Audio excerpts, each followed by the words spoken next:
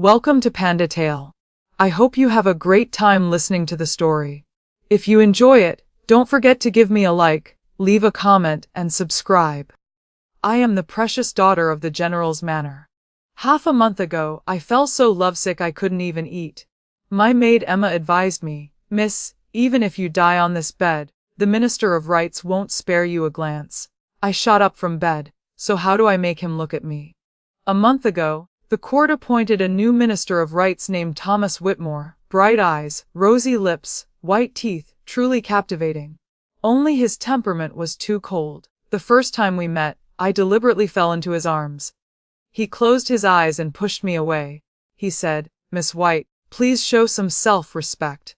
I shyly blew air into his ear. What is self-respect? Lord Thomas, teach me. That day I followed Thomas through the entire street. Perhaps because of the heavy snow and slippery roads, he fell several times.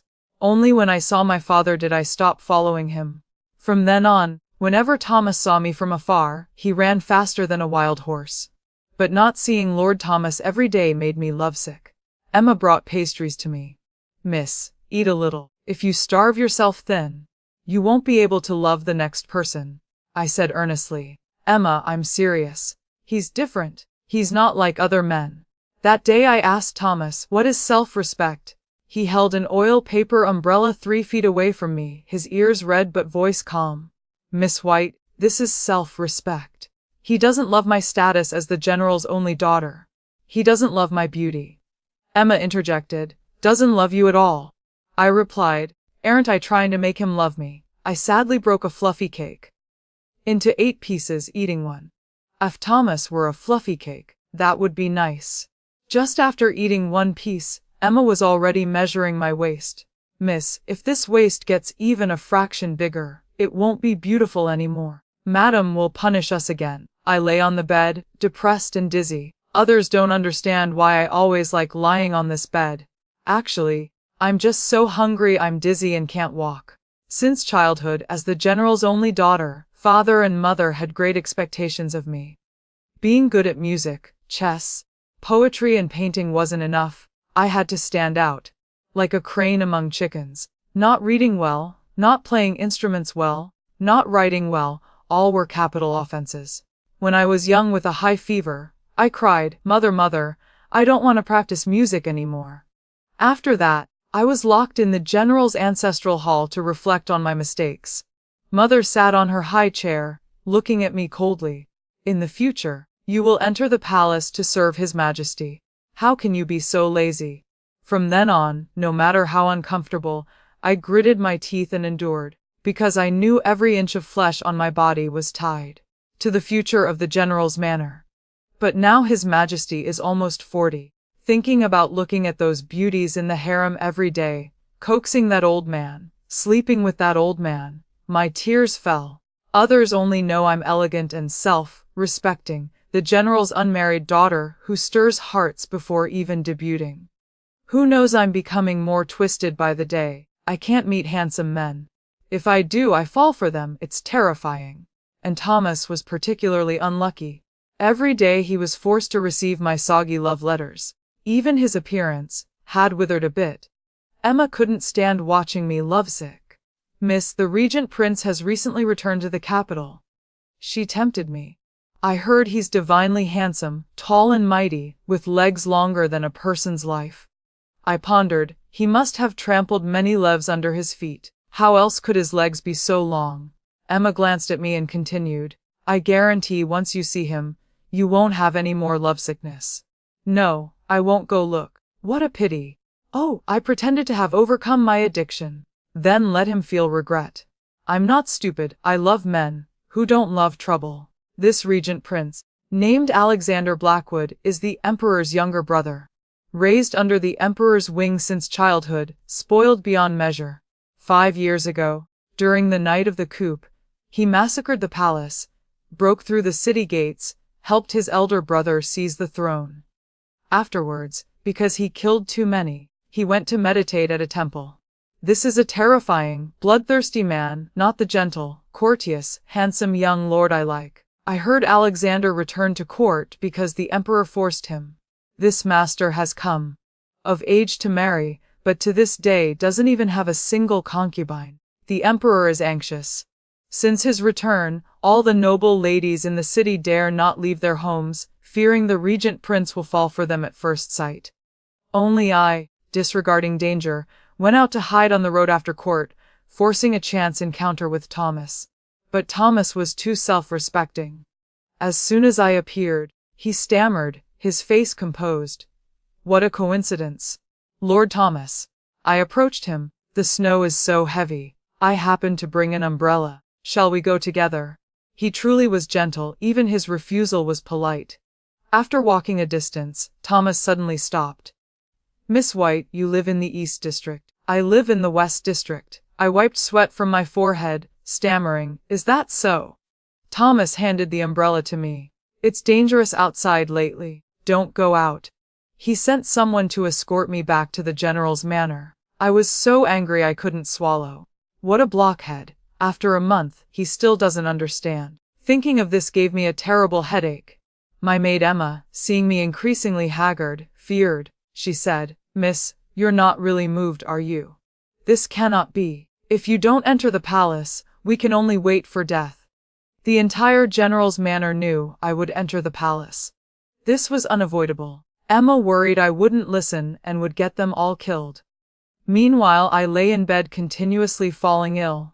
Lord Thomas really makes one lose their appetite. But recently, not just I have lost my appetite, so has His Majesty. After the regent prince returned, His Majesty bestowed several beauties upon him, willowy and peach-like. Months later, the emperor looked, thinking everyone was pregnant.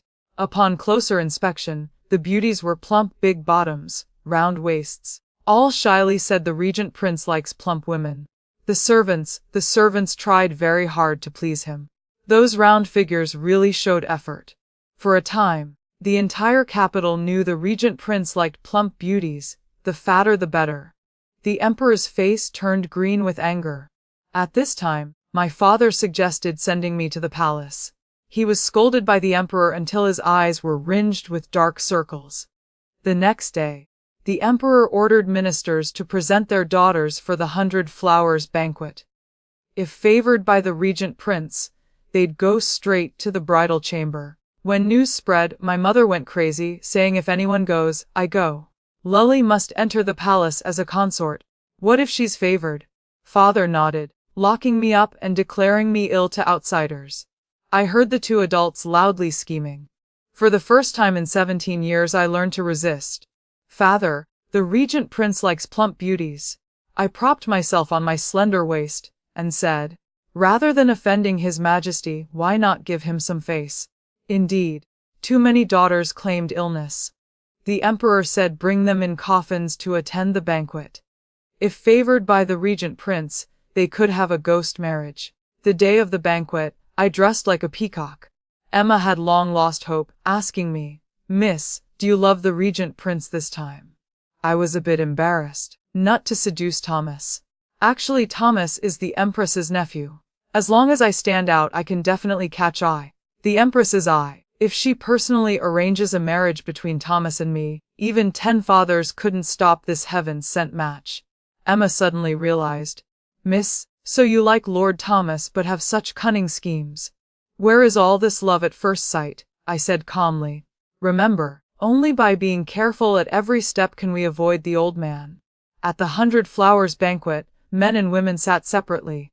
As soon as I sat down, I heard the ladies behind me speaking as if suffocating. I've been hungry. For 7 days. I've been hungry for a month. I'm skin and bones. The regent prince surely won't even look at me. Looking around, the usually neat and pretty ladies now looked pale and sallow, giving a feeling of ruined households. Among them, Thomas sat properly. Seeing me elegantly sit down, his hands trembled. The lady beside me secretly asked, Is Lord Thomas looking at you? Don't talk nonsense. I blushed shyly. I stay home every day reading books on female virtue. I don't know what Lord Thomas means. Since childhood, mother taught me this is called putting on airs. The general's precious daughter hangs like an expensive jade gem. The lady wondered, strange, aren't you the one who blocks Lord Thomas on the road every day? I wanted to cover her mouth. Fortunately, soon no one spoke anymore. The entire banquet became gloomy and murderous. My back went cold. Looking up, I saw a man in fancy clothes walk by. His appearance was gorgeous, his gaze indifferent, with an immortal quality fallen to the mortal world. Behind him, many ladies swallowed their saliva. "Whose young master is this? So handsome." Then I heard, "Sisters, wake up. This is the Regent Prince." Who could have thought Alexander Blackwood would have such a harmless, compassionate face? He was particularly tall, making the young masters look frail. He swept past everyone and finally sat firmly opposite me. I couldn't sit still. As the general's daughter, I couldn't lose my composure, or I'd have to kneel in the ancestral hall when I got home. I didn't lower my head. He didn't either. In the awkward moment, Alexander raised an eyebrow and said, "You looking at this prince makes this prince very uncomfortable." I quickly lowered my head. Yes, this subject dares not look any more. With my head down, I boredly twisted my fingers, then unconsciously looked around. The stone table opposite, that thick, vigorous wrist wore Buddhist prayer beads. Under his snow-white robe, those beads looked about to snap. My scalp went numb. How terrifying. One of his hands could snap my waist. Alexander withdrew his hand, saying in a deep voice, "Keep your eyes to yourself." I bit my lip, closing my eyes tightly. Yes, this subject won't look anymore. Countless people looked at me with pitying gazes. Not far away, Thomas's face lost its usual gentleness. He said irritably, "Miss White, I'll switch tables with you. You go to my spot." In that moment, I almost cried. Thomas truly deserves to be the man I pursued for a month. He finally knows. On the high platform, the Empress's face showed alarm. "Regent Prince, Thomas is disrupting order. I'll punish him." Just switching seats. Alexander's tone was bland. "I've killed fathers and brothers. Being feared is normal." This time, everyone felt uneasy, not daring to speak. The reason the whole city fears Alexander is because he's a complete beast, no more, no less. 5 years ago during the coup, Alexander killed his father, his brothers and sisters, his wet nurses, his palace maids. That night, blood splattered the palace walls, taking half a month to clean. He was just a terrifying youth then.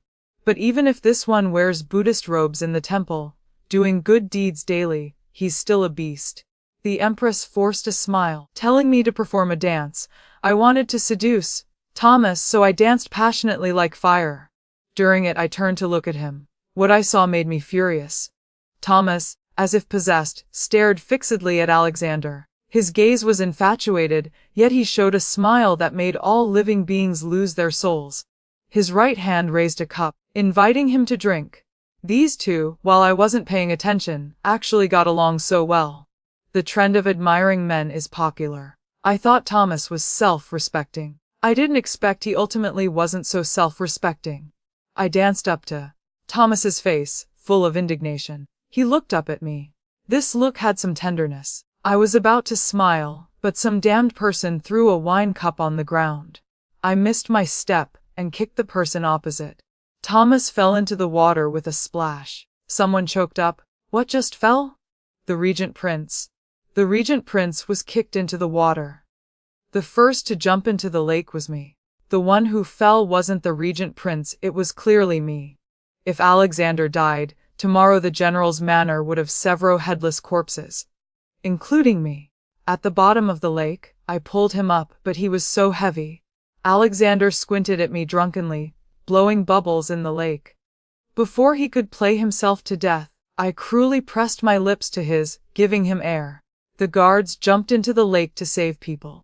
Underwater, they couldn't see clearly, urgently crying, Your Highness, where are you?" Finally they saw me hugging Alexander's waist, desperately struggling upward. These guards seemed blind too. Meanwhile, the guards completely didn't see. His Highness doing this must have his reasons.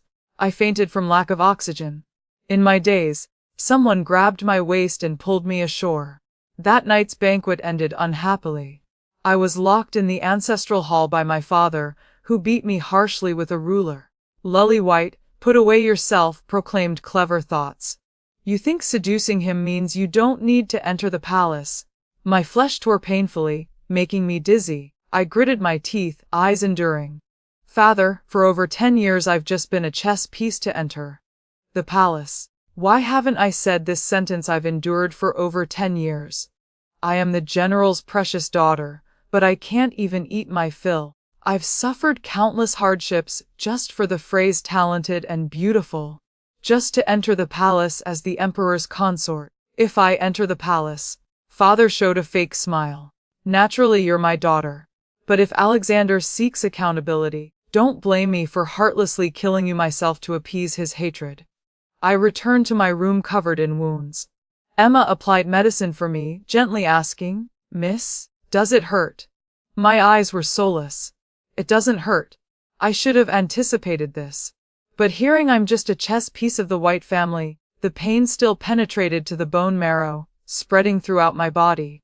Why can my brothers act sick at will, cause trouble at will, but are never punished? Yet if I eat one more bite of rice, I'm locked in the ancestral hall facing the White family ancestors to repent. But what's my crime? My demands aren't high, just to find a normal husband, cherish each other as husband and wife, peacefully live out this life. But these people all want to use a golden cage, to lock me in a high tower for people to appreciate and play with. Emma rarely saw me cry like rain. She hesitated, then said, "Miss, I risked death to secretly deliver you a letter." The elegant handwriting on the envelope seemed to still carry the scent of undried ink, like Thomas's entire being, self-respecting and restrained, yet doing something like secretly corresponding. I took the letter and placed it in the fire. "Since you risked death doing this, don't do it again." Emma was shocked. "Miss, this is a letter from Lord Thomas." Don't said wearily, "Not anymore. Let's move on. I can't love anyone anymore. I'm just a chess piece about to enter the palace." A few days later, Alexander fell ill. My eyelids twitched as I asked, "What's the reason?" Emma hesitated. "Everyone outside says you kicked him into the water, making him sick." I was terrified. "Has done for." Emma's expression was mournful. "Bedridden daily, medicine can't cure him." Indeed, hearing Alexander was ill for days, people all said he did too much evil, and I was enacting heaven's justice. Father went to apologize 3 or 4 times, but was chased out by servants each time. These days, even Father's concubines avoid him, afraid of being blamed. I quickly hugged my head. Father wouldn't really kill me to offer my head to Alexander, would he? It's possible? Emma was also scared. "Miss, why don't we go appease the Regent Prince? Make him forgive us. That makes sense." I was about to leave but stepped back 3 steps. What if he can't help but draw his sword to kill me upon seeing me? Emma was also panicked. I sat at the dressing table, pointing at my face. "Make this into something people can't bear to kill." At the Regent Prince's manor gate, Emma anxiously sweated. "Sir, I'm the general's daughter. Here to visit the Regent Prince. Please announce us." The 2 guards at the manor gate, one deaf, one blind. After 3 attempts, the guard heard clearly and joyfully shouted inside, "The general's daughter sincerely visits the sick Regent Prince. Quickly report to His Highness." Countless responses came from inside the manor. "Yes, immediately. The master will be overjoyed." Emma cried with anger. "What?" we said. The guard comforted her. "I know you're anxious, but don't be anxious." I sat in the soft sedan, my legs shaking like a sieve at these words. A servant came out to announce, "His Highness says he's not dying. You don't need to visit him." I paused. "His Highness also says if you sincerely visit, the manor gates won't stop you."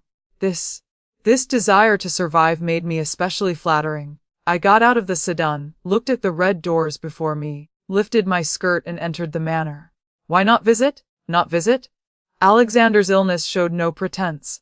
Between the swaying bade curtains, he lay straight on the sickbed, his complexion pale as snow, even his lips had lost color. I panicked. Could that one kick that day really make him this ill? I was thinking how to defend myself when a cold voice suddenly came from behind the bead curtain.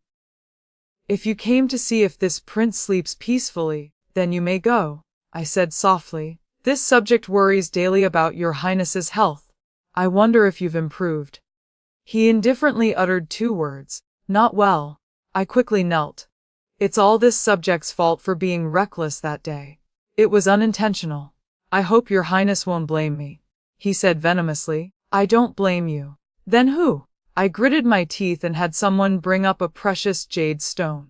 This subject has nothing but these common things to express apology. Indeed, the man closed his eyes to rest, propping his head with his hand. He was interested now. Everyone knew although the regent prince held some military power, the emperor never treated him as an outsider. Despite his many achievements, he was never rewarded anything. He only received a monthly salary from the court.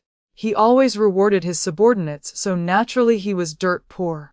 But I was different. The White family was a prestigious clan. Our ancestors accumulated much over centuries. Since childhood, Mother spent a lot of money cultivating me, fearing that after entering the palace, I'd be mocked by other consorts I'd never met.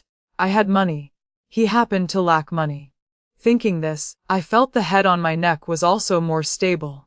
But unexpectedly, Alexander sneered. I don't need that. Since he didn't need it, I was so angry my chest hurt. I could only say softly, though the compensation is little, this is dowry this subject saved for over 10 years. I originally thought emptying my wealth could make your highness happy to accept it. After I finished, I wiped away tears dramatically. After I finished crying, the corners of Alexander's mouth showed a satisfied smile. He reluctantly said, since you say so, I'll accept it. With a wave he had people clear out my dowry. I breathed a sigh of relief. Your highness has forgiven this subject, so this subject won't disturb your highness's rest anymore. Emma, let's go. Just as I felt unburdened from behind the bead curtain, a pair of deep black eyes revealed worldly danger. He said, who said this prince has forgiven you? I've lived 17 years and witnessed shamelessness for the first time. After emptying my house, he even locked all the exits in the manor. My expression was ugly. What do you want? An untimely gurgling came from my stomach. Behind the thick bead curtain, the cold-faced man said, after you finish eating, kneel and slowly think about what this prince needs. Not even giving me a chance to refuse, the maids together served over 10 dishes. Miss, please eat quickly. After eating you can endure whatever comes. Beside me was a white cat, so fat that when licking its fur, it could only lick air. The kind maid smiled at me. This is His Highness's beloved pet named Snowball. His Highness instructed it to dine with you. Should I praise him for being quite thoughtful? The maid set out bowls and chopsticks for me. His Highness said Miss is too thin. You can eat as much as you want. Before the table full of delicious food, I lost the battle. After eating a meal, Emma couldn't help crying. Miss, eating full is so good, I said gloomily. I want to be the regent prince's daughter too. There's really no future. Don't even mention it, Emma. I also want to be Alexander Blackwood's daughter. The custom reveres slender ladies. Every household's ladies sway like willows in the wind. Even their personal maids have slim waists. Otherwise, it would embarrass their masters. But in the regent prince's manor, these maids looked so casual, all figures that strong winds couldn't blow away. What a pity Emma suffered with me, hungry every day, perhaps because I was full. When I knelt behind the bead curtain, my anger had reduced by half. I was even thinking about what Alexander actually wanted. His body was now weak. His servant was helping him drink medicine. But this servant had eye problems, always mistaking Alexander's nose for his mouth. One stubbornly fed him, one refused to drink. In an instant I rushed up and seized the medicine bowl. Your Highness, let me. People should take initiative. I gently fed him medicine while brainwashing him. Your Highness, this illness will heal in a few days. You don't need to be angry and harm your body. When will revenge encounter, revenge end? Alexander suddenly coughed dryly, indifferently spitting out a mouthful of black blood. That pool of blood was so large. He asked, what did you tell this prince to do? My heart pounded. This illness looked like he wouldn't live long. He closed his eyes and lay back on the bed. Come serve this prince again tomorrow. I begged, Regent Prince, you and I, an unmarried man and woman living in one room, if word spreads, it won't sound good. But he didn't accept this. Lily, you can secretly meet Thomas. Alexander's eyes were deep. Naturally, you have ways to secretly meet this prince. In that moment, I was speechless. Indeed, you can't be too capable. Stepping out of the prince's manor, guards stopped me. Miss, you still shouldn't use the main gate. It's not good for the regent prince's reputation. When will this sneaking around end? Emma rolled her eyes. Your prince's manor is so noble. Why is everyone both deaf and blind? Our prince's manor indeed has no normal people. The guard smiled kindly.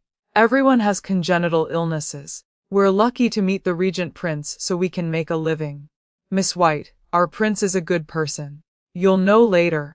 For several consecutive days, I disregarded the danger of adultery rumors outside, saying they saw the general's daughter having an affair with the regent prince. Finally, Mother paid attention. She even sent someone to measure my waist, sharply saying, "In just a few days, this waist has grown an inch. You won't hide from me doing bad things outside, will you?" Hearing this, I knew it was a threat, whether I was pregnant or not. My heart pounded. Mother, no. I've been eating a lot recently. But Mother didn't believe it. Instead, she sent an old woman to strip me completely to examine my body. The punishment. The madam completely disregarded my humiliation and tears. Finally, she breathed a sigh of relief. Go down. Don't be gluttonous anymore. Go to Mama to receive punishment. This cold sentence, though I'd heard it countless times until numb, I still hoped one day she'd pity me and let me eat a bit more. I shut my mouth. I'll eat less. Mother smiled kindly. That's good. Who told His Majesty to like slim waists? It's just hard on you. She knew I suffered, but for the Emperor's insignificant preference, she willingly let me suffer for over 10 years. I suddenly wanted to tear apart these people's fake peace. Suddenly wanted them to know I'm also a living person. I don't want to do things I don't want to do. I heard His Majesty favors Alexander, granting his every wish. Half a month living with Alexander, he wasn't as terrifying as rumored. Compared to his unpredictable moods, he was more like a Buddha statue worshipped on high, always indifferent, interested in nothing. That day I used visiting the sick as an excuse to openly take the general's sedan to the regent prince's manor. Alexander lay on the sickbed with closed eyes. The servants couldn't stop me. I rushed up and kissed him. Really kissed him until he couldn't pretend anymore. Some things once started are tacitly understood. Finally, Alexander opened his eyes, no ripples in their depths. Being so attentive without reason, what do you want to ask this prince for? I was too embarrassed to speak, choking for half a day without uttering a word. If you don't say, Alexander said coldly, how can I agree? I said, marry me. These 2 words were like stones thrown into a lake, stirring countless ripples in his eyes. Finally, he closed his eyes, making it impossible to see what expression was within. I asked again, will you marry me or not? He finally spoke. Cannot. 2 words that somewhat provoked me. Since you won't marry me, why toy with me in your palm these past days? Is it amusing? I turned around, feeling humiliation indifferently surrounding my heart. Before leaving, I couldn't help cursing, Alexander Blackwood. You're truly despicable. A hand pulled me back. He seemed a bit flustered. You don't like me. Alexander's voice was indifferent. Is this the reason for not marrying? This sentence made my footsteps stop, almost making me collapse. We'd been together no more than 10 days. The first 5 days I worried if he died suddenly, my entire general's manor would be exterminated. The last 5 days I feared the general's manor would discover clues. Even going out required sneaking around. Besides, I'm not someone who loves whoever I meet. How could I like him? I approached, gathering courage to touch his waist. In an instant, his muscles tensed hard as stone. I half-joked, half-doubted, Alexander. You like me, don't you? He didn't speak again, his expression calm, but his eyes hid some panic. I was both surprised and shy, blushing. You really like me? Alexander looked up at me, staring. His body trembled slightly, but his mouth spoke cold words. If you have nothing today, go rest. It won't. I don't know why I wasn't afraid of Alexander anymore. I even felt a bit wicked, wanting to make him blush. That day at the 100 Flowers banquet, facing him I felt uncomfortable. Not because of his reputation, but because of the possessive desire hidden deep in those dark eyes. That kick at the banquet, I kicked very lightly, but he fell into the lake. This was very strange. From outside came rumors of falling into the lake and getting sick. Later I walked into the trap myself. This was like inviting the enemy in. After I came to the prince's manor, this residence that hadn't been occupied for long suddenly had many fake mountains, ponds, flower gardens, and even installed a swing. The maid said it was for me to play. Alexander displayed many rare treasures in the bedroom. These ornaments he'd never appreciated before, but somehow coincidentally, I liked them all. Each time I could play for a long time. Even as slow as I am, I knew what he was thinking. But Emma said, "But we're sneaking around like this. Not to mention liking. I feel it's rather humiliating. This matter is really too. Recently Mother pressured me step by step. I decisively confronted him recklessly. Indeed, he didn't deny it. You've never minced words before, like today. Alexander," I said in a low voice, "do you want to marry me?" Him liking me was enough. Afterwards I'd obediently be his wife. But the man's brows showed no joy. He averted his gaze. "You should go back." I endured the grievance and walked out of the prince's manor. "Miss, this man is really strange," Emma scolded. "He both likes you and won't marry you." I immediately stopped walking. "No, they're not strange." This sentence reminded me of my brothers at home. They always coax other young ladies, saying they like them. But once the ladies ask when they'll marry, they run faster than anyone. In their hearts, those ladies only deserve to be their concubines. Marriage is a major matter. Thinking this, I became strangely calm again.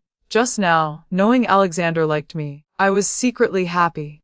Now looking back, what fool is like me? I dared to pressure him to marry me. What virtue or talent do I have? My sedan returning to the general's manor was blocked. Emma said softly, "Miss, we're in big trouble."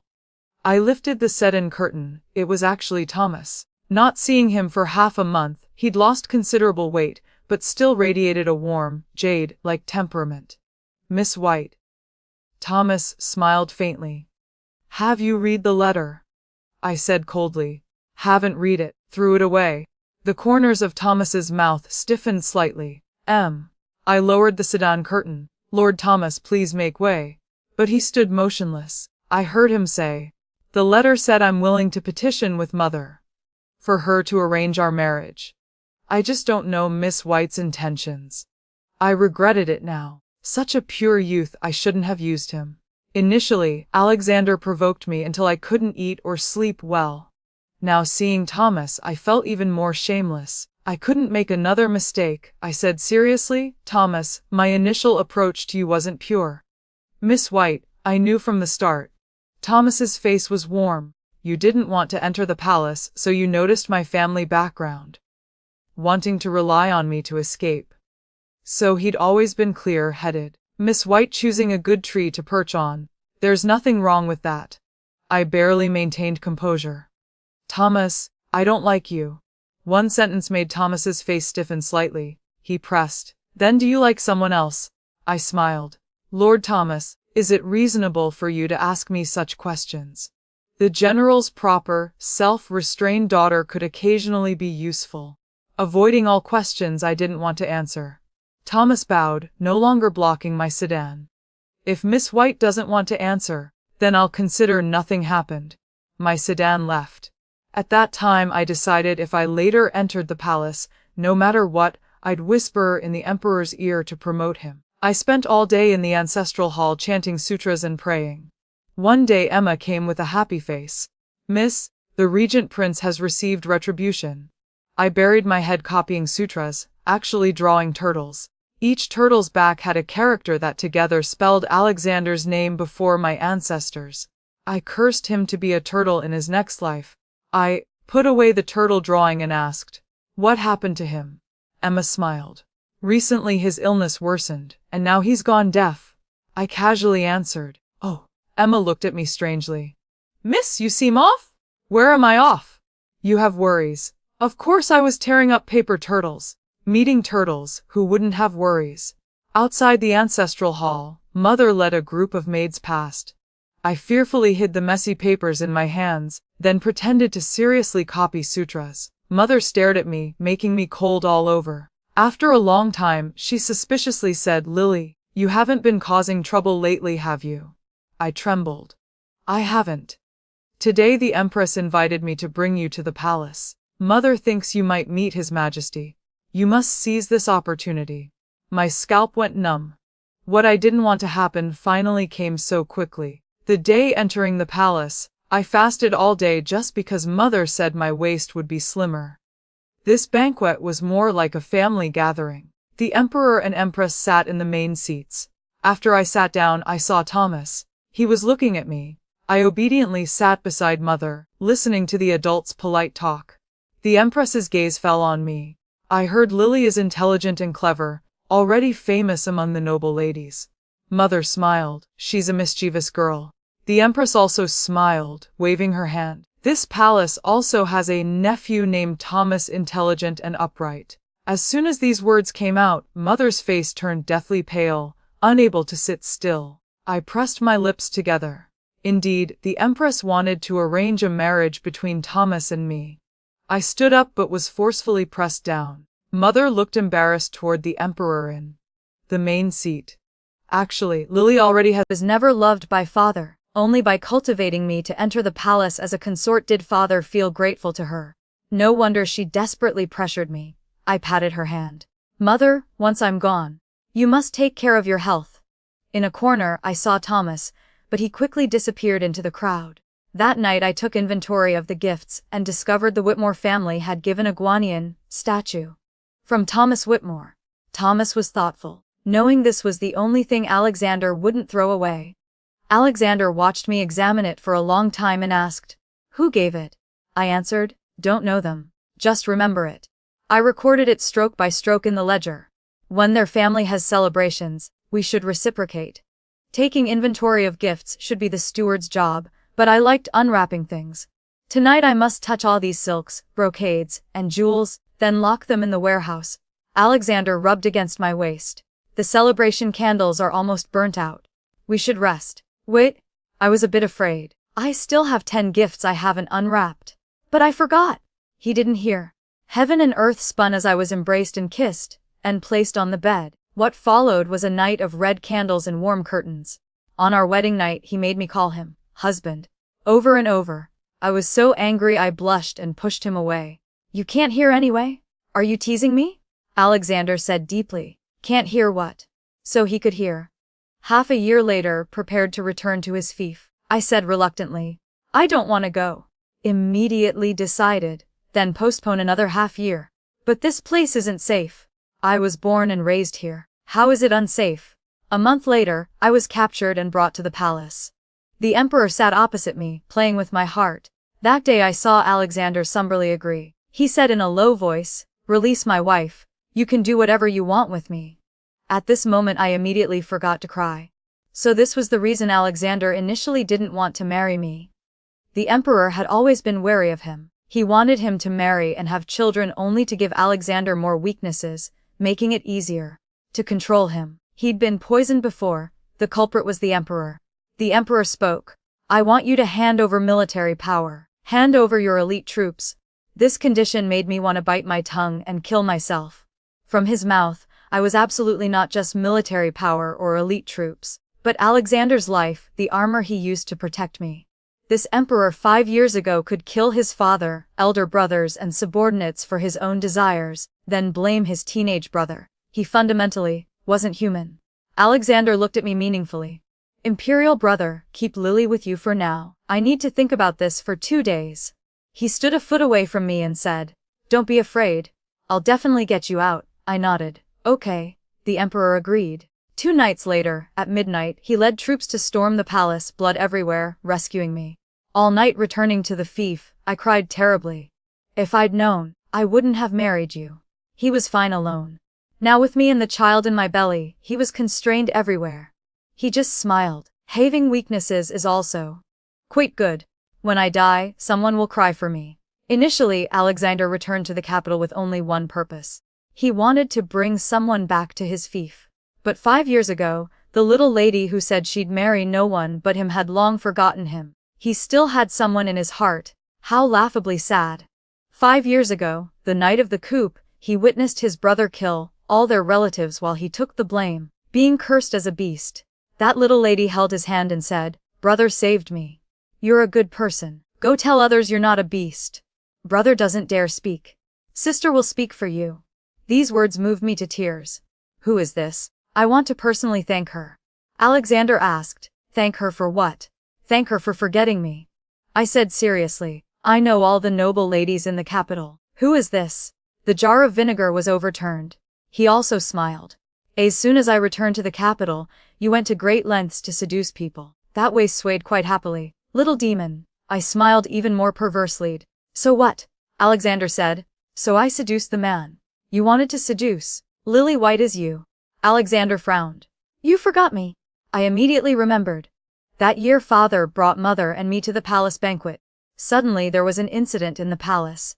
He and mother each ran different directions. I was left behind in the bloody palace but was saved by an older brother in silver armor. He told me to forget everything that night and keep living, so I always buried this secret in my heart. Over time I forgot. I said happily, it was you. Back then I was just talking. That night at the banquet I told several young masters I wanted to marry that person. I just don't remember. Alexander's expression immediately became subtle.